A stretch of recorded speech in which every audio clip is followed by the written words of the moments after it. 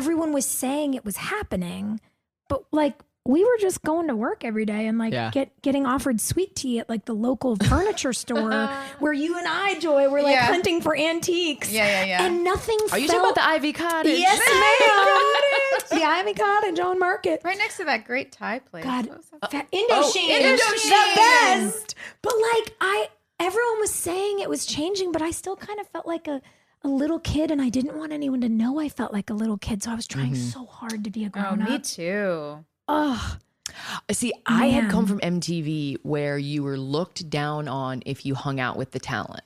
It made you like a, can I say like a star fucker? Yeah. Yeah, it made you a star fucker. And I was so against that. And so for me, it was really hard to be on the other side of the line. To be the talent. I didn't like how people were like treating me, and I didn't like feeling like I was being coddled. God, you had so much perspective. Yeah. And at that time, the only way MTV would let me do the show is if I worked You had to fly back. I worked Sunday. That's right. I forgot about that. So it was hard for me to connect with anyone because I was always gone. Because I worked, we shot in the high school on Sundays so we could get the gym. Yeah. We worked Sunday through Thursday. Friday morning at 6 a.m., I'd fly to New York. I would film like 3 different shows. And then I'd work again Saturday morning. And I'd fly home Saturday night. And then like go out. Yeah. And then go to work again on Sunday. And I did it for the first 2 seasons. Oh my God. And it was so unsustainable. I mean. And by the way, you're being kind about that schedule, because let me just tell you all listening at home something. These basketball days in the gym averaged for us as girls, because we have a 2-hour pre-call. Yeah. We would film for 16 hours in the gym, meaning we would work an 18-hour day. And be told that's normal. It's normal. On our quote unquote Monday. Which means that because the later you shoot every day, the later your call the next day has to be. By Friday, we'd be going into work at 4 p.m., starting at 6 p.m., shooting until 4 or 5 a.m. on Saturday. So Hilarie, you are on Friday morning. Yeah, that changeover. Thursday night into Friday morning, we'd shoot until 4, 5, sometimes 6 a.m. And you would go straight from set to the friggin' airport. I didn't look to good. Fly to New York. It was, you see, I think you'll see over the course of the season, like I just disintegrate like a little bit more. And I can see it. Joy, to your point, it's what you were saying about knowing what you were going through personally. Yeah. Like I watched myself trying so hard to spin all the plates. So then by like season 3, when I was like, guys, we're done here. And then I can just commit to the show. Season 3 really is one of my favorite seasons because I was just able to do one thing. Yeah. And it felt nice. And I got to cut my hair. Like, like it felt so nice.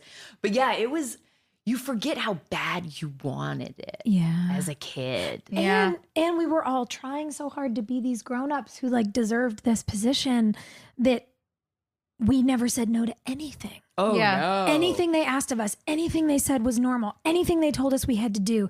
By the way, I even think about like any question I was asked. Like when we would do press and they would interview us, no one ever told us you don't have to answer a question if someone asks it. So you'd be like, wow, that feels personal. Okay. Like we just wanted to be good so badly that we didn't realize at times we were like coming apart at the seams. I think messy is what made us really relatable. Everyone at home was like, oh, I feel her pain. We all just carried different pain. I still love when people are like, I feel like me and Brooke or me and Peyton or me and Haley, I feel like we would be friends. And I'm like, I love that. That's my favorite feedback.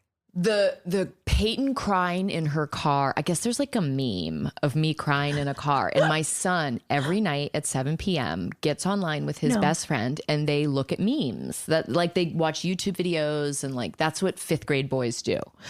And so I guess at some point my son got curious and like saw a Peyton crying in her car meme. And so like 11-year-old Gus is like, why were you always just crying in a car? And what's kind of great is like, I know now why Peyton's like always like super messy, but it wasn't explained in this pilot. No, not at all. I mean, I liked that. When I watched the pilot, I liked that because I thought there's really somewhere to go. Like, I want to understand this girl. Why does she? That was empathetic of you, Joy. I didn't have the reaction that apparently a lot of other people neither. did. I just thought she was so cool. Yeah, I thought you had were such super a crush cool and on you. interesting. Wow. I always was like, I'll kiss you wow. later. I was like, Hilarie's so grown up and she's so cool and her arms are so long and slender. How'd she get like that? And she knows how to use pom-poms and shows me. Like, I just wanted to follow you around like a puppy. I was like, teach me stuff. Can I go to bars with you? You're cool. Like, I just felt like, didn't you feel like she knew everything? I didn't though, guys. I was intimidated by Joy because Joy had been in Thinner. And I had remembered like, oh, she was in like a movie, like a big deal. You were the pro. I was 14, like 6 years hell before. yeah. That's amazing. So funny. I was so intimidated by your theater long ago. acumen. I was just like, wow, she keeps talking about all these plays and I've never seen any of those. Like, I don't know anything about musical theater. Like, cool. I felt like it's interesting thinking about it. I just felt like I had so much to learn from you guys. Weird. No, I felt like what I had said before, where I was just kind of terrified inside and just like, looking at both of you in awe and like thought you were both so cool and so like with it and so like you were so stylish, Sophia. Yeah, oh my so gosh. showed up with her no back blouses. Like Sophia had an orange halter neck top. That's when cut t-shirts were cool. Oh, and that was a t-shirt that had been cut up by some girl in LA. And the neck was the armholes, you guys. It was like a men's extra large t-shirt and you'd like put the armholes on your neck.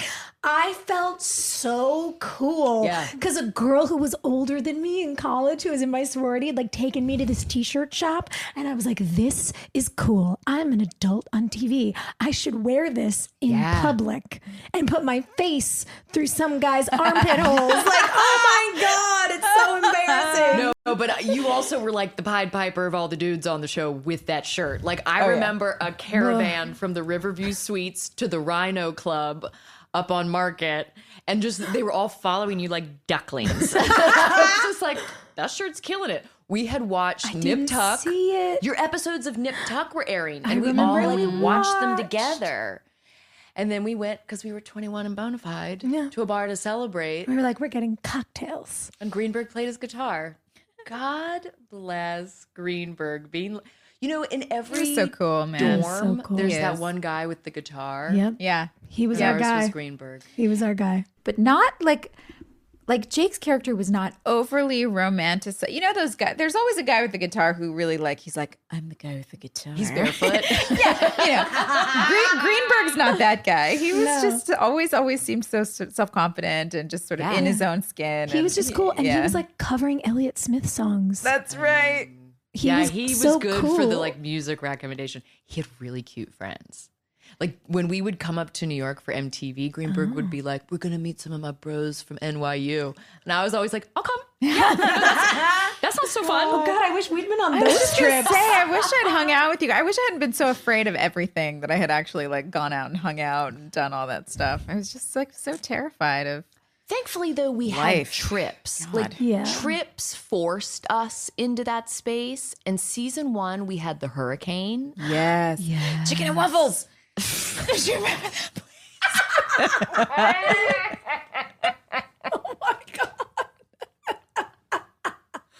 Oh, God.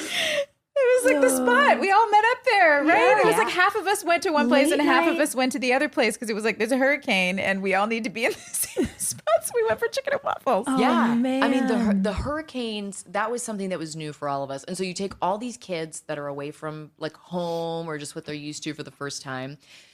You start filming in September and then hurricane season hits in October and we're all forced to like be grown-ups and deal with natural disasters and also like was be on a insane. national television show and then fly all over the country and do press. By the way, remember when people were like, oh, are you stormproofing your windows? I was like, a what, a who? Yeah. How do you do that? I don't know.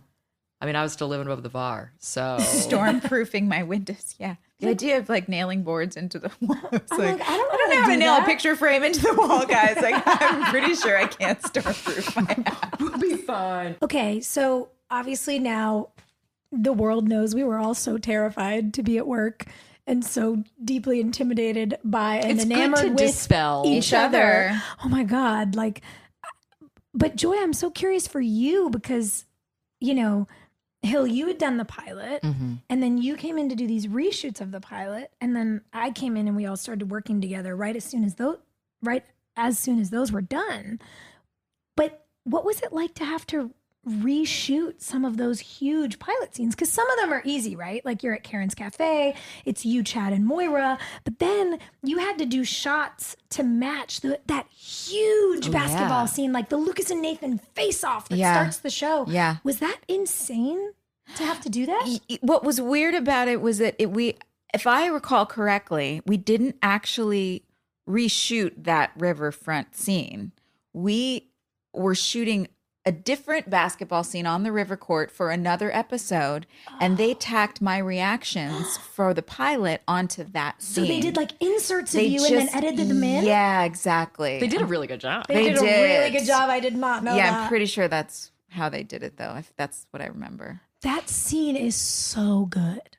It really is. And, It's you know, so like as good. much as we are so, we kept saying while we were watching it how impressed we were with James and how strong and intimidating, and he was holding his own. He was 17 years old and when you like guys did so that. attractive and captivating on screen. And, you know, they did a really good job because with these characters too, because I really was rooting for Lucas when I watched this pilot as much as and it's a feat to have you sort of, you're attracted to the villain in a way, but you're also rooting for the guy that's supposed to be the hero. I mean, if they hadn't done that right, if they hadn't cast it right, shot it right, written it right, if those guys hadn't played it right, we probably wouldn't be sitting here today, because that was the biggest moment in the pilot that I think brought people back, keep coming back, you know. James was so sinister in the pilot. Yeah. Which watching now, I'm like, what? How did he do that? 17 blows my mind. At the time, we took it for granted. Because, Right. like, you just expect everyone to show up and, you know, do their job. do their job. Yeah. Watching it now, you know, he's not that far removed from my son's age, you know, which is, like, creepy. Wow. He's only 6 years older than Gus was at the time. Wow. And so, super impressive. But I remember them recasting your part. It had originally been a character named Reagan. It was played by Sam Shelton, who's an awesome actress. Great singer, by the way, too. Great singer. Her and Zoe Deschanel had like a duo at the time. I saw that. Yeah. And she was so cool and so fun. But when I was told that they were recasting her, it was specifically because they wanted Nathan and Haley to become a couple. And I remember at the time, and Sam just wasn't right for that. Right? Yeah. Like those two didn't work because Sam was older than I was. So the jump from James to me and then her to James was just it's a different chemistry. Really different chemistry. And I remember thinking when they told me that, like, there's no fucking way that will work. Like Nathan and Tudor Girl? Like what? Because he was so like bad. He was so bad. Yeah. In my mind, there was no way to make it work. And so it's a real testament to James's work. Yeah. Being able to take Nathan from that dark place into like a beloved daddy figure. Yeah. You know? Yeah. And he's so genuinely such a good, solid guy that that was bound to come through as Did well. you know from the jump that they were going to put you two together? No, I had no idea. Yeah. No, I never knew that. I didn't either. And by the way, it's because I mean, I would think if I like click into a producer hat for a second, they wanted there to be that tension that existed in season 1 where all the fans, because we were piggybacking the end of Dawson's Creek, everyone wanted you and Lucas to be Pacey and Joey. Right. Yeah. Or to be Dawson and Joey. We were all Which one is expecting it? that. Dawson That's and what I was Joey. I don't even expecting. know. Yeah. Yeah, we all thought you guys were maybe going to end up That's together. what I thought. Yeah. Yeah, for sure. Me too. That whole Did you first, guys never went there, did you, ever? No, I mean, such a strong choice. I don't think that ever. Well, we'll find out as we keep watching because I honestly don't remember most of the first season. I mean, I remembered those moments from the pilot, but no, we didn't have that kind of. We just that chemistry wasn't there. It didn't exist. That really was a good example of a male-female friendship that was earnest and like hard when it needed to be hard, and just kind of, Yeah, we didn't really see a lot of that, where it didn't veer off into romantic territory. Yeah, there just wasn't sexual tension there for whatever reason. I don't know. But I think it gave... Although when Chef walked into the room, don't think we didn't clock that in Karen's cafe. Your flustered little reaction. Oh, what are you doing, Uncle Keith? Hello. Do you know Paul? We were all having dinner at Deluxe, me, Paul, and Craig. And I was hanging out with the NYU boys. You were with the grown-ups. Yeah. You were having a fine time, Joy. Trying to figure out where I fit Joy in. nailed it. We were idiots. No, this was years later. Things. This is years later. I don't know if he came back to the show or if it was before he left or something. It was years later. But I had kind of gotten over my crush with him. And, but we were at dinner and we're all sitting there. Just like Paul, a.k.a. Dan Scott, who I love very, very much, but who loves seeing people in awkward, uncomfortable situations. It's just pure comedy to him. And so true to Paul, we're all sitting at the table and he goes, "Hey, Chef, Joy had a massive crush on you." He was like, she was in love with you. And I just turned beat. Craig just looked at me and I was like, yeah. Let's not talk about it. And he thinks we think when we're young. And I don't know what I made up. He was so sweet. Man. He is such a sweetheart, though. What a great guy. Well, and we loved his daughter. Yeah. He was a hot single dad. Yeah. And we would babysit his daughter, Willow. You know what I have to say? He was looking kid. out for us, too. Yeah. He really was one of the ones that was the very few people that was a good listener and would wanted to hear how our experiences were, what we were going through, would give advice freely, he really cared, Yeah. He and Paul were so special looking back on it. And I've told you guys this, and I've said it at conventions too, but for anybody who's never been able to hang out with us, when we started shooting the season, so we came back after this pilot episode, my parents came down to Wilmington to move me into my apartment, bring dishes, all that kind of stuff. I was going into my dorm. Mm-hmm. We went out to dinner with James and his mom at one of those, riverfront restaurants. Yeah. And James was he had to have a chaperone because he was still a kid. Yeah. And so it was almost like we were being set up to be buddies, Yeah. And so I was like, okay, yeah, our parents are making us be friends because we're playing boyfriend, girlfriend. And and then afterwards, I took my parents to that upstairs French bistro. Mm-hmm. What the hell was that place called? Caprice? Mm-hmm. Yes. And Paul showed up. And Paul is so good at ordering wine. Paul is so charming and he's so funny. And I think we were laughing. And at some point, I laughed and touched his knee and was like, "Oh, you old scamp," one of those moves. And my parents' mood changed. And we left. And my parents were like, "You are not dating him. Don't even think about it." And it had never occurred to me, but I was like, oh, maybe I will do that. Is that an option? Well, now the world's opened up. But when you're all new, it's also so funny to us because Joy had the smart sights, I think, but I don't know. At least for me, and I imagine as we've talked about it for you, I looked at Paul and Craig they were supposed to be playing our dads. I mean, meanwhile, they're only 15, 16 years older than us. But at the time, because I still felt like such a little kid, it never occurred to me that they were not actually our parents' age. And so now, you telling me that Jeff and Paul are the same age blew my mind. I was like, what? And when we watched the episode, when I met Jeff, he was like, "Oh, I auditioned for that show." And I'm like, "Wait, what?" And my husband, Jeffrey, auditioned for Sheffer's part. Oh my God. Wow. And he was like, "Yeah, I like the whole gritty garage guy, that edgy thing." Yes. So Joy was onto something, Hey. Hey. Yeah. Had El Jefe shown up in those tight jeans that Chef was wearing. Can you imagine? Yeah, I would have definitely had kids earlier. That's a totally different behind the scenes scandal. Oh my God, it's so good. And by the way, the wildness of you while we watched the pilot, this would have actually been mind blowing because you talk about in that scene in the car where you stop and you make the face at Chad. Oh yeah, you're like, "Oh, that's my kid staring back at me." It's weird. What if it had actually? What if that was? I was like, "Oh my God, it would have been so crazy." Yeah, my son is probably going to be an actor. Like, he has already dived into directing stuff and really, really loves it. And I don't want him to do it until he has a real clear sense of who he is. Yeah. Because I was so like wishy-washy, and I didn't grow up in the industry the way he has. You know, I was super green from Virginia, you know, didn't know anything about film work. Meanwhile, he's like a pro now. I still don't want him to do it till he's 18. Yeah. I feel that way about Maria too. Yeah, but to see my face, my child's face in a cheerleading uniform, I'm like, oh my God, it's Gus just making those surly little faces and like super grumpy and very dramatic. I love it's it. Yeah, it's weird. We were babies. It is weird seeing like the kid in yourself. Yeah. I'm protective of it. Yeah. Well, and it makes me a little bit emotional. I mean, firstly, let me just say, on the subject of things we deserve, we all... Because we deserve it.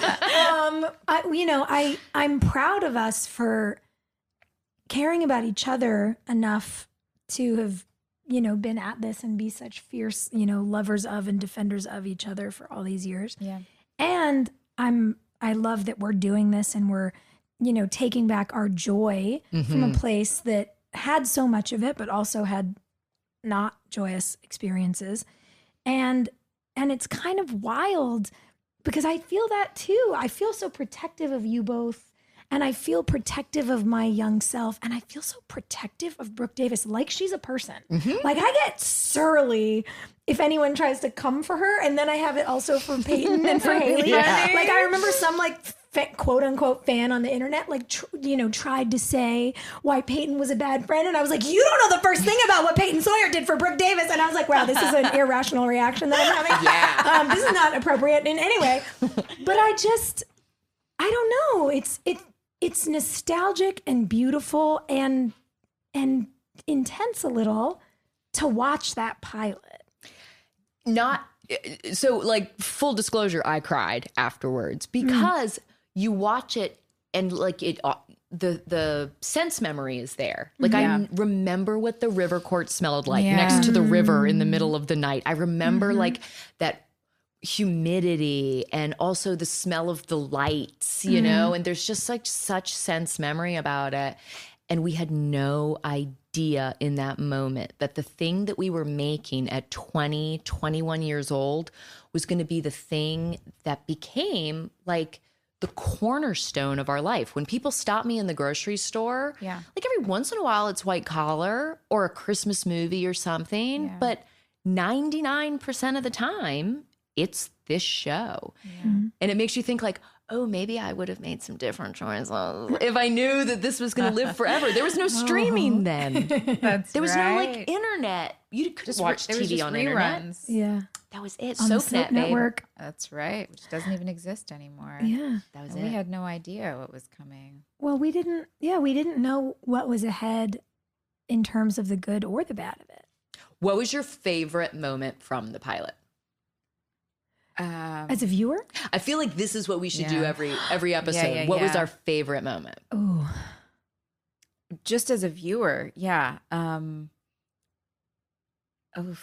I loved Karen ripping down a new one yes. in the car dealership, because now that we're the age that Moira was when we shot that, like if my agent sent me those sides and was like, hey, do you want to do this show? Like, yes. Yes, I do. Thank you so much. Funny. Like it was a great character.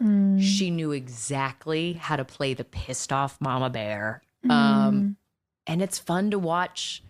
It's fun to watch Moira. She's so good and really scary. is. Like a little scary. You want her on your team. Yeah. Yeah. I think probably just that big game at the end on the river court when the guys are facing off with each other. That was, the stakes were so heightened, and I think that, and I do remember really loving the image of the guy who was not Chad, but doing Chad stand-in, walking across, just bouncing the iconic image from the show. Van walking across the bridge, bouncing the basketball. It was such great, brilliant imagery. Whoever came up with that shot, it's brilliant. It like sticks in my head. And then you and Chad at the railroad tracks always sticks in my head too. You were so natural. You felt so comfortable in front of the camera, Hilarie, and there was like an instant.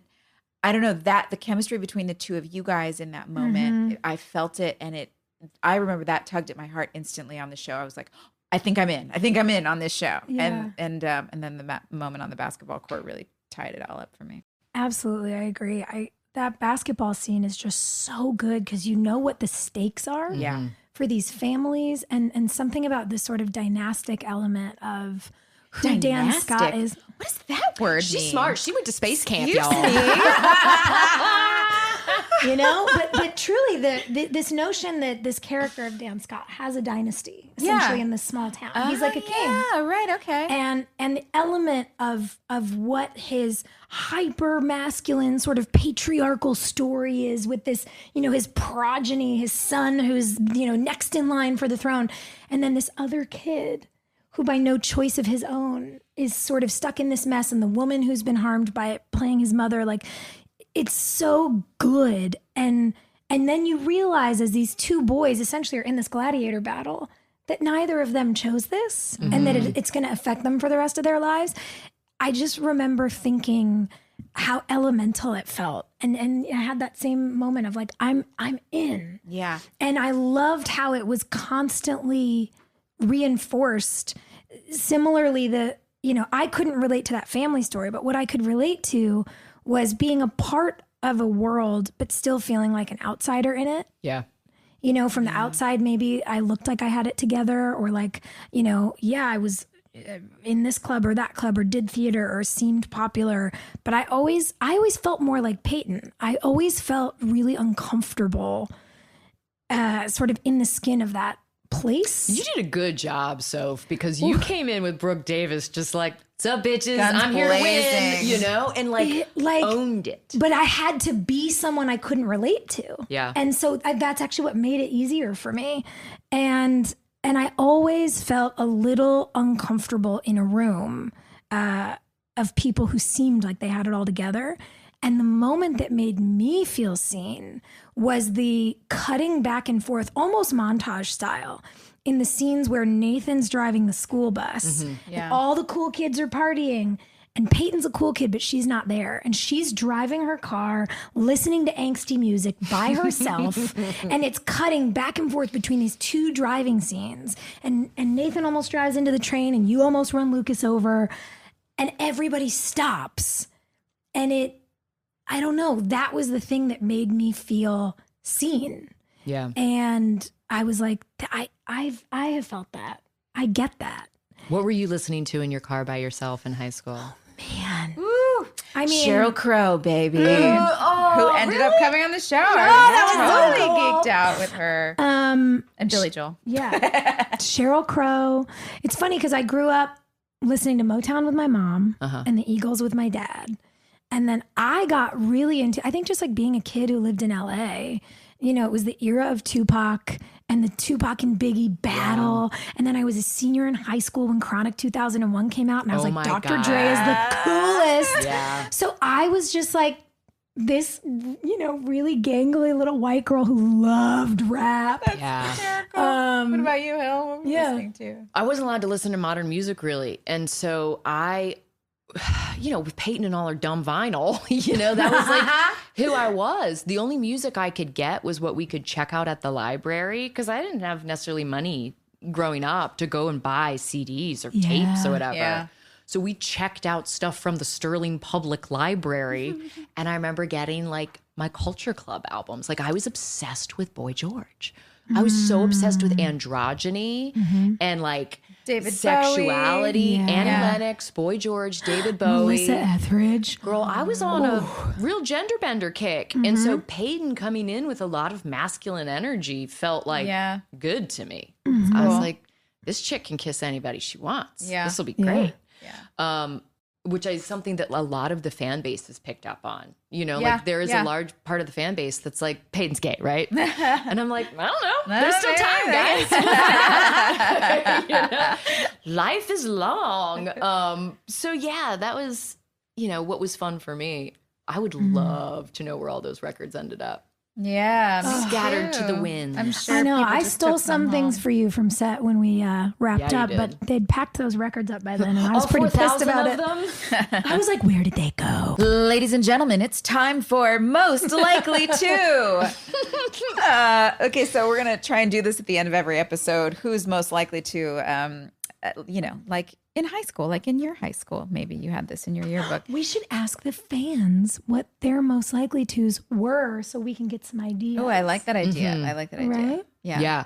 I mean, I feel like in most yearbooks, like the one I hear about a lot is most likely to succeed. Yeah. Are there others that you would prefer to explore? No, I mean, or- I think this idea of success in this first episode is such a major point because obviously on paper, Dan Scott is most likely to succeed. Yeah. But as we know, that doesn't happen. that's some malarkey. Yeah, that's right. Who do we feel like Who is most likely to really succeeded in this world?